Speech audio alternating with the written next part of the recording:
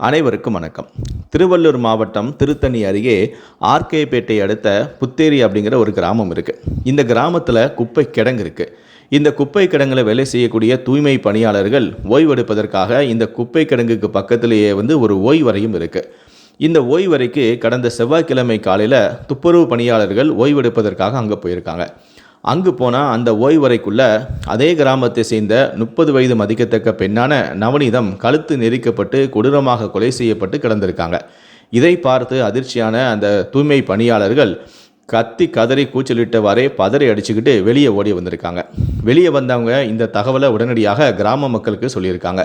இந்த தகவலானது காட்டுத்தீ போல கிராமம் முழுவதும் பரவ கொஞ்ச நேரத்திலேயே ஒட்டுமொத்த கிராமமும் குப்பை கிடங்கு வந்தாராங்க. அது மட்டும் இல்லை, இந்த தகவலானது உடனடியாக போலீஸாருக்கும் தெரிவிக்கப்படுது. உடனே இந்த மாதிரி ஒரு மர்மமான முறையில் குப்பை கிடங்கில் ஒரு இளம்பெண்ணுடைய சடலம் கிடக்கு அப்படின்னு தகவலை கேள்விப்பட்ட போலீஸாரும் சம்பவ இடத்துக்கு விரைந்து வராங்க. விரைந்து வந்த அவங்க உடனடியாக அந்த பகுதியில் தடயவியல் நிபுணர்களை வர வைத்து தடயங்களை சேகரிக்கிறாங்க. உடனடியாக அந்த நவநீதத்துடைய பெண்ணுடைய உடலை கைப்பற்றி பிரேத பரிசோதனைக்காக மருத்துவமனையில் ஆட்டோவிலேயே அனுப்பி வைக்கிறாங்க. மருத்துவமனைக்கு அங்கிருந்த ஒரு சேராட்டோ வர வச்சு உடலை ஏற்றி அனுப்பி வைக்கிறாங்க. அதன் பிறகு போலீஸார் இது குறித்து விசாரணையை மேற்கொள்கிறாங்க. அப்போது நவநீதன் என்ற பெண்ணுக்கு திருமணம் ஆயிடுச்சு அப்படின்னு கேள்விப்பட்ட போலீஸார் அப்போ இந்த பெண்ணை கணவன் தான் கொலை செஞ்சிருப்பாரோ அப்படின்னு அவர் மேலே முதல்ல சந்தேகப்படுறாங்க. இதனால் நவநீதத்துடைய குடும்பத்தார்கிட்ட விசாரிக்க செய்கிறாங்க. இதில் இந்த பெண்ணை யார் கொலை செஞ்சிருப்பான்னு நினைக்கிறீங்க? கணவன் மீது உங்களுக்கு எதுவும் சந்தேகம் இருக்கா? இல்லைனா நவநீதத்துக்கு சொத்து பிரச்சனை எதுவும் இருக்கா? இல்லைனா முன்பகை எதுவும் இருக்கா? கள்ளத்தொடர்பு எதுவும் இருக்கா? அப்படின்னு சொல்லி பல கோணங்களில் போலீஸார் விசாரணை செய்கிறாங்க. அப்போது நவநீதத்துடைய குடும்பத்தார் எல்லாம் சொல்கிறாங்கன்னா, எந்த மாதிரி எந்த பிரச்சனையும் இல்லை சார், கணவன் மனைவிக்குள்ளேயும் எந்த பிரச்சனையும் இல்லை அப்படின்னு சொல்கிறாங்க. கணவன் மனைவிகள் எந்த பிரச்சனையும் இல்லைன்னா அப்போ இந்த கொலையை கணவன் செஞ்சுருக்க வாய்ப்பு இல்லை அப்படின்னு சொல்லிட்டு, சரி வேறு யாராக இருக்குன்னு சொல்லுங்கள் அப்படின்னு சொல்லி விசாரிக்கும் போது எங்களுக்கு யார் மேலேயும் சந்தேகம் இல்லை அப்படின்னு சொல்லிடுறாங்க. அதுக்கப்புறமா கணவனான சுரேஷை அழைச்சி போலீஸை விசாரிக்கிறாங்க. உங்கள் மனைவி இப்படி மர்மமான முறையில் இறந்துருக்காங்களே, யாருமே தான் உங்களுக்கு சந்தேகம் இருக்கா அப்படின்னு சொல்லி கேட்டிருக்காங்க. உங்கள் மனைவிக்கு யாராவது தவறான உறவு எதுவும் இருக்கா அப்படின்னு சொல்லி கேட்டிருக்காங்க. அதுக்கு சுரேஷ் என்ன சொல்லியிருக்காங்கன்னா, என் மனைவிக்கு எந்த விதமான தவறான உறவும் கிடையாது.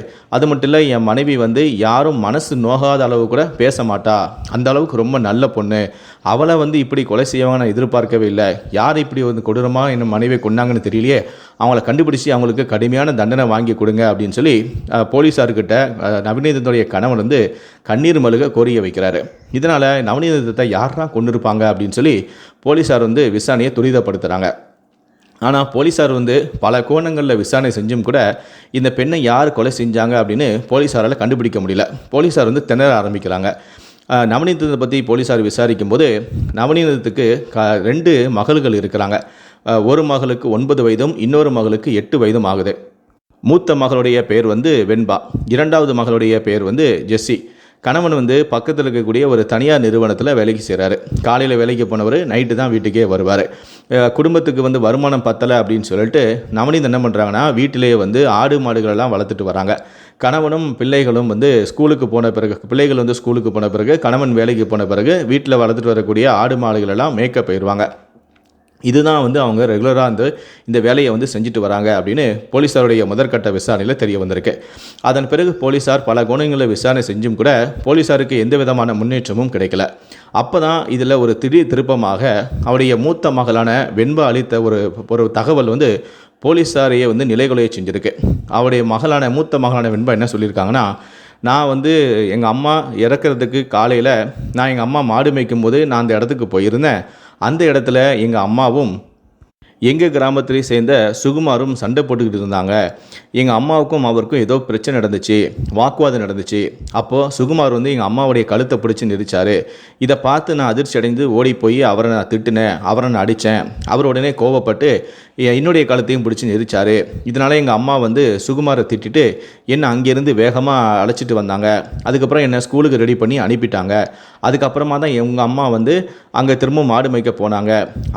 அதனால் எனக்கு அவர் மேலே சந்தேகமாக இருக்குது அப்படின்னு சொல்லிட்டு அவருடைய மூத்த மகள் போலீஸார்கிட்ட இப்படி சொல்கிறாங்க.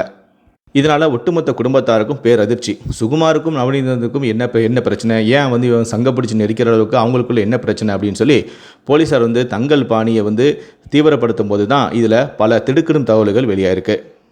அதாவது நவநீதத்திற்கும் அதே ஊரைச் சேர்ந்த கூலி தொழிலாளியான சுகுமாருக்கும் ஆரம்பத்தில் பழக்கம் ஏற்பட்டிருக்கு. அதன் பிறகு 2 பேருமே தன்னுடைய செல்ஃபோன் எண்ணை மாற்றிக்கிட்டு நீண்ட நேரம் பேச ஆரம்பிச்சிருக்காங்க. பிள்ளைகளும் ஸ்கூலுக்கு போயிடுறாங்க, கணவனும் வேலைக்கு போயிடுறாங்க.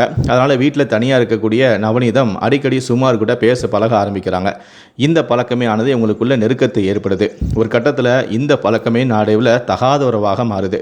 அதன் பிறகு மாடு மேய்க்கிறேன்னு சொல்லிட்டு மாடுகளையும் அழைச்சிட்டு போகிற நவநீதம் அங்கு ஓரமாக மாடுகளையும் கட்டி போட்டுட்டு அங்கு தன்னுடைய காதலான சுகுமாரை வர வைத்து அவரோட உல்லாசமாக இருந்திருக்காங்க.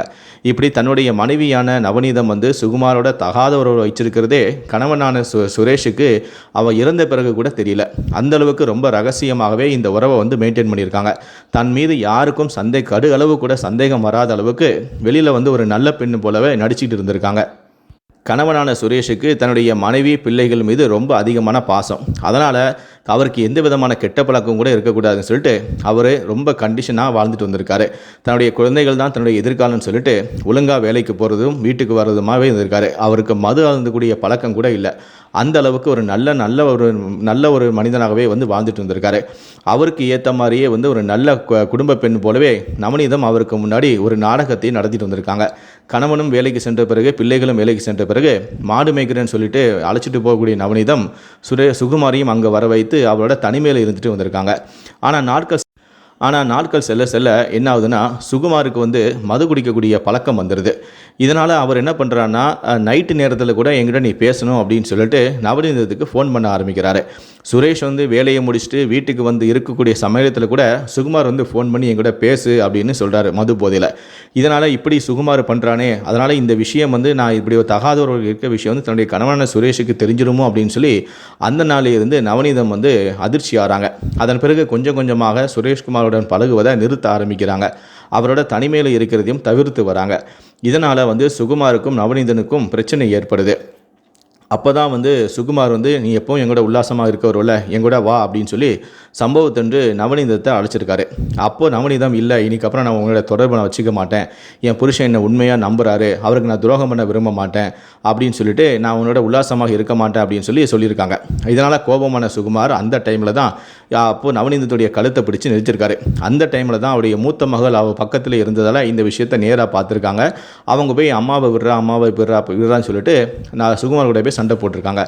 அதுக்கப்புறம் இந்த விஷயம் தன்னுடைய மகளுக்கு தெரிஞ்சிடக்கூடாது அப்படின்னு சொல்லிட்டு நைஸாக தன்னுடைய மகளை அழைச்சிட்டு அவளை ஸ்கூலுக்கு ரெடி பண்ணி அனுப்பி வச்சுருக்காங்க. அதன் பிறகு மீண்டும் அங்கே போகும்போது நவநீதம் வர்றதுக்காக சுகுமார் காத்துக்கிட்டு இருந்திருக்காரு. நவநீதம் வந்த பிறகு சரி உன் பிள்ளை தான் ஸ்கூலுக்கு போயிட்டால, இப்போ வா நம்ம சந்தோஷமாக இருக்கலாம் அப்படின்னு சொல்லி அழைச்சிருக்காரு. அப்பவும் நவநீதம் முடியாது, நம்மளுடைய தகாத உறவை நம்ம முடிச்சுக்கலாம், இனி நான் அவங்க கூட பழக மாட்டேன் அப்படின்னு சொன்னதால் ஆத்திரத்தில் சுகுமார் அவரை கழுத்தை நெரிச்சு கொலையும் செஞ்சுருக்காரு. இந்த கொலையை மறைக்கிறதுக்காக தான் குப்பை கிடங்குக்கு நவநீதத்துடைய சடலத்தை எடுத்துகிட்டு போய் என்ன பண்ணுறதுன்னு தெரியாமல் அங்கிருந்த அந்த ஓய்வு இருக்கக்கூடிய அறையில் போட்டுட்டு அங்கிருந்து எதுவும் தெரியாத போல் ஓடி வந்துட்டார். நவநீதம் இப்படி ஒரு நபரோட தகாதவர்களை வச்சுருக்காங்க அப்படிங்கிறது குடும்பத்தார் யாருக்குமே தெரியாததால் தான் இவங்களை கொலை செஞ்சது சுகுமார் தான் அப்படிங்கிறத கண்டுபிடிக்கிறது ரொம்ப சிரமமாக இருந்துச்சு. அன்னைக்கு மட்டும் அவருடைய மூத்த மகள் நவநீதமும் சுகுமாரும் சண்டை போடுறத பார்க்கலன்னா கண்டிப்பாக சுகுமார் தான் நவநீதத்தை கொலை செஞ்சுருக்கான் அப்படிங்கிறத தெரியாமலே போயிருக்கும். தலைமறைவாக இருந்த சுகுமாரை பிடிச்சு விசாரிக்கும் போது தான் அவர் நடந்த அனைத்து உண்மைகளையும் போலீஸார்கிட்ட வாக்குமூலமாக சொல்லியிருக்காரு. தொடர்ந்து சுகுமாரை கைது செய்த போலீசார் அவரை கைது செய்து நீதிமன்றத்தில் ஆஜர்படுத்தி தற்போது சிறையிலும் அடைச்சிருக்காங்க. இந்த சம்பவமானது அந்த பகுதியில் பெரும் பரபரப்பையும் அதிர்ச்சியையும் ஏற்படுத்தியிருக்கு. இந்த சம்பவத்தை பற்றி உங்களுடைய கருத்துக்களை கீழே இருக்கக்கூடிய கமெண்ட் செக்ஷனில் மறக்காமல் சொல்லுங்கள். நன்றி, வணக்கம்.